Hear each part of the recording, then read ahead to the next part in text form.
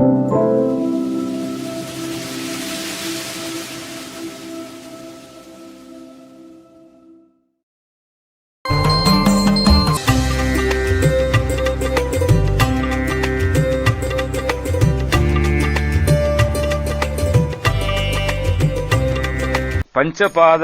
ஒரு பிறை என துவங்கும் திருச்செந்தூர் திருப்புகழ்.